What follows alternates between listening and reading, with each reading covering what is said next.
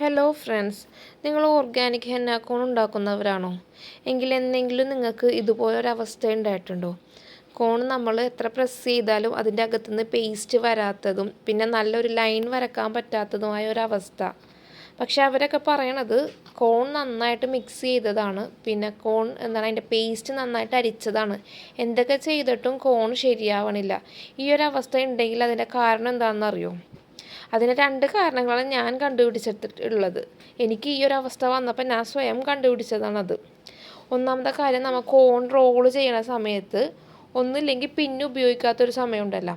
അപ്പോൾ പിന്ന് ഉപയോഗിക്കാത്ത സമയത്ത് നമ്മൾ റോള് ചെയ്യുമ്പോൾ അതിൻ്റെ അകത്ത് നിന്ന് ആ സെല്ലോഫെയിൻ ഷീറ്റ് നന്നായിട്ട് വലിച്ച് ടൈറ്റ് ചെയ്യുമ്പോൾ അതിൻ്റെ പോയിൻറ്റ് ഒരു നല്ല സൂചി പോലെ ആകും. പക്ഷെ അങ്ങനെ ചെയ്യരുത്.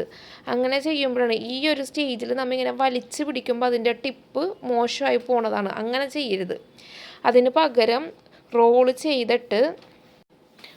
ചെയ്തിട്ട് ഈ ടിപ്പിൻ്റെ അകത്ത് കൂടി അതിൻ്റെ താഴ്ഭാഗത്തേക്ക് കാണാൻ പറ്റുന്നുണ്ടോ എന്നൊന്ന് നോക്കണം.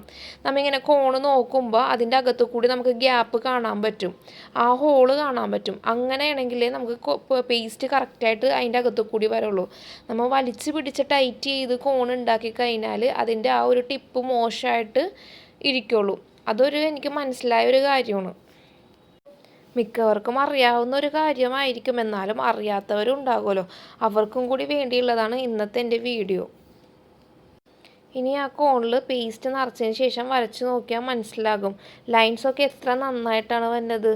ഒരു സ്റ്റക്കും ഇല്ലാണ്ട് നമുക്ക് നന്നായിട്ട് കിട്ടും. ലൈൻസ് ഒന്നും ബ്രേക്ക് ആവാണ്ട് തന്നെയാണ് വരക്കാൻ പറ്റുന്നത്.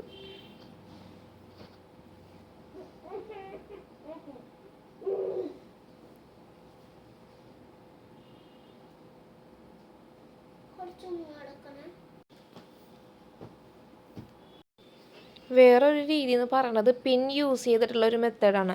പിൻ യൂസ് ചെയ്യണവരും പറഞ്ഞു കേട്ടിട്ടുണ്ട് പിൻ യൂസ് ചെയ്തിട്ടും കറക്റ്റായിട്ട് വരുന്നില്ല എന്ന്.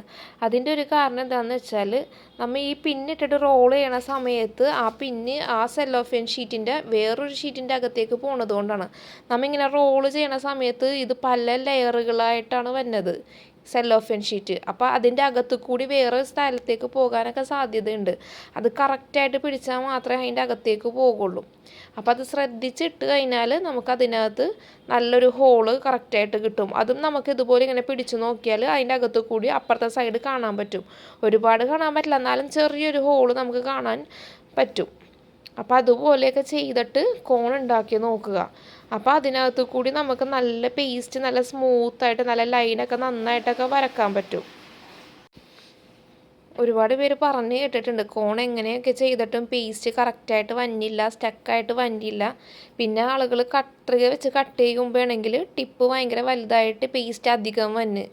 ഇത് പിന്നെ യൂസ് ചെയ്തിട്ട് ഇപ്പോൾ ഉണ്ടാക്കിയ ഒരു കോണാണ്. ഇതിൻ്റെ അകത്തുനിന്ന് നന്നായിട്ട് നമുക്ക് പേസ്റ്റ് വരുന്നുണ്ട്. നല്ല രീതിക്കാണ് വരക്കാൻ പറ്റുന്നത്. കസുവകളൊക്കെ നന്നായിട്ട് വരക്കാൻ പറ്റുന്നുണ്ട്. അപ്പോൾ അറിയാത്തവർക്കായിട്ടുള്ള ഒരു വീഡിയോ ആണ് ഇത്. അറിയാത്തവർക്കായിട്ട് ഷെയർ ചെയ്ത് കൊടുക്കുക. അപ്പോൾ ഇത്രയേ ഉള്ളൂ ഇന്നത്തെ എൻ്റെ വീഡിയോ. നിങ്ങൾക്ക് ഉപകാരപ്പെട്ടെങ്കിൽ ലൈക്ക് ചെയ്യണം, ഷെയർ ചെയ്യണം, സബ്സ്ക്രൈബ് ചെയ്യണം. Thank you.